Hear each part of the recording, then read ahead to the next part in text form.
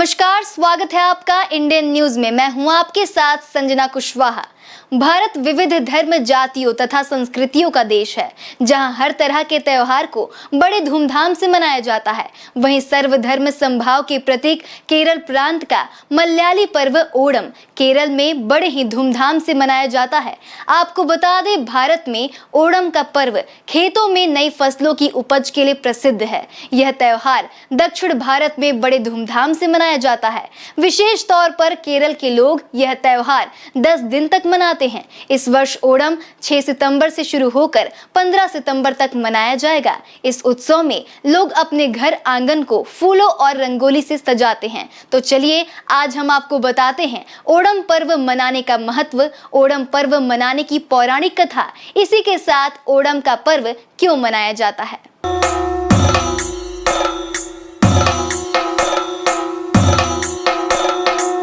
सावन के महीने की शुरुआत होते ही त्योहारों की भी शुरुआत हो जाती है। दक्षिण भारत का प्रमुख त्योहार माने जाने वाला ओणम पर्व मुख्य रूप से केरल में मनाया जाता है, जिसे वहां की स्थानीय भाषा में थिरुवोणम कहा जाता है। इस त्योहार को खास तौर पर खेतों में अच्छी फसल के लिए मनाते हैं। वहीं इस त्योहार को मनाने के पीछे भगवान विष्णु के अवतार वामन और असुर राजा बलि की कहानी छिपी हुई है। मलयालम कैलेंडर के अनुसार ओणम का त्योहार जिस महीने मनाया जाता है उसे चिंगम कहते हैं और केरल में इस महीने से ही साल की शुरुआत मानी जाती है। आपको बता दें, ओणम के हर 10 दिन में से हर एक दिन खास होता है। इन 10 दिनों तक लोग घर की साफ सफाई और सजावट का पूरा ध्यान रखते हैं और भगवान विष्णु और महाबली की पूजा करते हैं।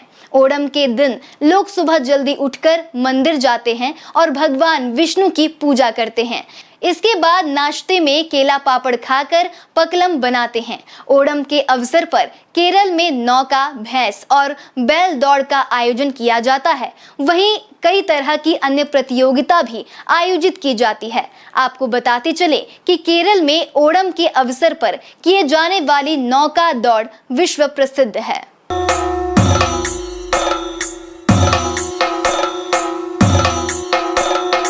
इस त्योहार को खास तौर पर खेतों में अच्छी फसल के लिए मनाते हैं, लेकिन इसके पीछे एक पौराणिक कथा भी जुड़ी है जो इस त्योहार को खास बनाती है। इस त्योहार को मनाने के पीछे भगवान विष्णु के अवतार वामन और असुर राजा बलि की कहानी छिपी है। तो चलिए आपको बताते हैं यह पौराणिक कथा।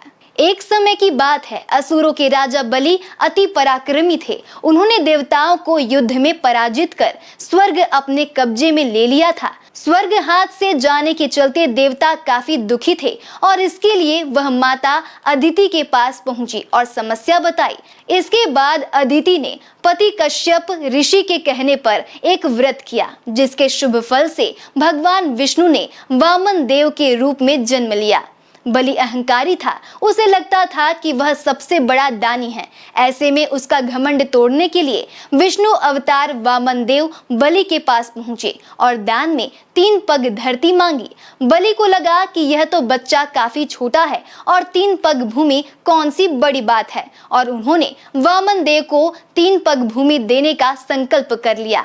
इसके बाद वामन देव ने आकार बढ़ाकर एक पग में पृथ्वी और दूसरे पग में स्वर्ग नाप लिया। इसके बाद उन्होंने राजा से कहा कि अब तीसरा पग कहाँ रखूं। ये सुनते ही बलि का अहंकार टूट गया और उसने वामन देव से कहा कि तीसरा पग आप मेरे सिर पर रख सकते हैं। उनका यह दानी रूप देखकर वामन देव प्रसन्न हुए और वे उसे पाताल लोक का राजा बना दिए।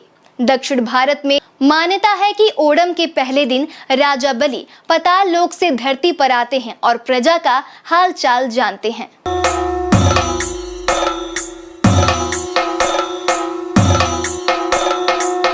अब आपको बताते हैं ओणम पर्व को मनाने का विधि विधान। ओणम के पर्व में लोग सुबह जल्दी उठते हैं और नहा धोकर नए कपड़े पहनते हैं। फिर तिक्कारा अपन या विष्णु भगवान के वामन अवतार की पूजा करते हैं। घर की महिलाएं पूर्व दिशा में पुकलम और रंगोली बनाती हैं। यह पर्व 10 दिनों तक चलता है, जिसमें हर रोज भगवान विष्णु के वामन अवतार और राजा बलि की पूजा की जाती है। ओणम पूजा के लिए पूजा स्थान को फूलों से सजाया जाता है। साथ ही पूजा स्थान में फूलों की रंगोली बनाते हैं। पूजा की तैयारी में एक खास जगह को तैयार किया जाता है जिसे मलयाली में पुक्कलम के नाम से जाना जाता है। वहीं फूलों की रंगोली के लिए विभिन्न रंग के फूलों का उपयोग किया जाता है। पूजा के बाद विशेष तरह के मंत्रों का जाप और प्रार्थनाएं की जाती हैं। इस पूजा में परिवार के सभी लोग एक साथ शामिल होते हैं। ओणम पूजा के बाद साध्य होता है जिसमें सभी को प्रसाद और भोजन बांटा जाता है।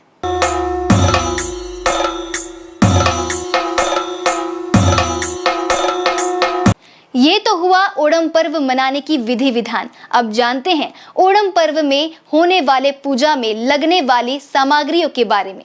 शुद्ध जल, विभिन्न तरह के प्रसाद, प्रमुख रूप से पायसम, दूब, फूल और बेलपत्र, माला, अक्षत, हल्दी, गुलाल, कुमकुम, चंदन, इत्र, घी के दीप, धूप, अगरबत्ती। इसी के साथ सादा चावल, कच्चे नारियल, दही का इस्तेमाल किया जाता है।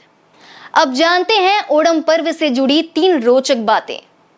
इस त्योहार को मनाने के लिए लोग मंदिरों में नहीं जाते बल्कि घरों में ही पूजा करते हैं। इस दौरान नौका दौड़ के साथ कथकली, नृत्य और गाना भी होता है। लोग श्रवण देवता और फूलों की देवी का पूजा करते हैं। वहीं हाथियों को सजाकर रैली भी निकाली जाती है। इस त्योहार की धूम कोची के थिक्कारा मंदिर में देखने को मिलती है। इस दौरान मंदिर में विशेष आयोजन होता है और इसी के साथ इस मंदिर में पूरे 10 दिन नाच, गाना, पूजा, मेला का आयोजन होता है। ओणम के आखिरी दिन बनाए जाने वाले पकवानों को ओणम सग्गा कहते हैं। इस दौरान 26 तरह के पकवान बनाए जाते हैं जिसे केले के पत्ते पर परोसा जाता है।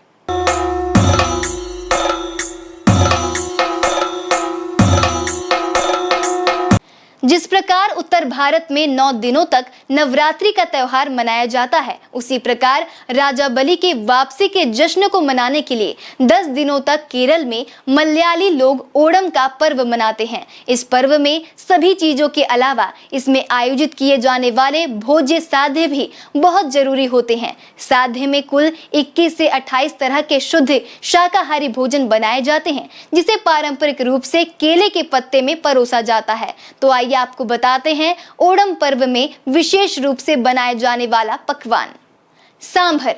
सांभर दक्षिण भारत का मुख्य व्यंजन है जिसे साध्य में भी परोसा जाता है। यह कई तरह से बनाई जाती है। सभी के बनाने का ढंग अलग होता है। यह दाल और सब्जी से बनाया जाता है जिसे इमली के शोरबे में पकाया जाता है। पुलिसरी। पुलिसरी दही और पसंद की सब्जी जैसे कद्दू, खीरा और आलू जैसे दूसरे सब्जी के उपयोग से पुलिसरी बनाई जाती है। अंत में उसके ऊपर अच्छी मात्रा में कसा हुआ नारियल डाला जाता है। कला। यह ओणम का सिग्नेचर फूड है जिसे दही, रतालू, कच्चे केले और कसा हुआ नारियल से बनाया जाता है। मोरू कछियाथा। मोरू कछियाथा को दही में काले तिल, प्याज, अदरक और लहसुन के साथ उबालकर बनाया जाता है। खिचड़ी। खिचड़ी ओणम साध्य का एक और स्वादिष्ट व्यंजन है। इसे मसालेदार दही और भिंडी, खीरा या करेले जैसी किसी भी सब्जी का उपयोग करके बनाया जाता है। रसम। रसम को मसालेदार इमली के रस के साथ बनाया जाता है। इसमें भरपूर मात्रा में करी पत्ता, सरसों और टमाटर छिड़के जाते हैं। इसे चावल के अलावा इडली या डोसा के साथ खा सकते हैं।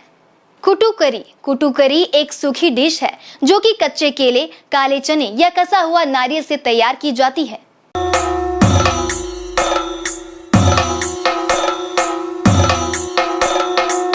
इंजी थायर। इंजी थायर अदरक, दही, काले तिल और मसालों का उपयोग कर बनाया गया एक स्वादिष्ट व्यंजन है जिसे ओण साध्य के थाल में परोसा जाता है। पूवन पजहम। पूवन पजहम केले से बनाया जाता है। केले को पायसम के साथ मैश करके इसका स्वाद लिया जाता है। एक्स्ट्रा क्रंच के लिए आप इसमें पापड़ भी मिला सकते हैं।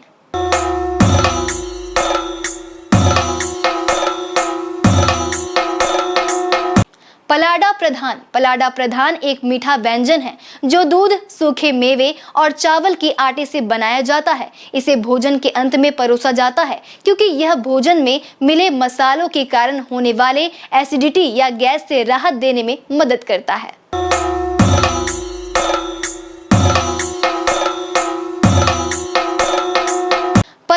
प्रधान पजहम प्रधान में चावल, आटा, काजू, पतले कटे नारियल के टुकड़े और गुड़ को पकाकर बनाया जाता है।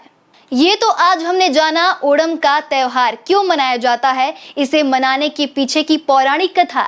इसी के साथ ओणम त्योहार मनाने के दौरान कौन कौन से पकवान बनाए जाते हैं। अब दीजिए हमें इजाजत, अगली बार फिर मिलेंगे एक नए विषय को लेकर। नमस्कार।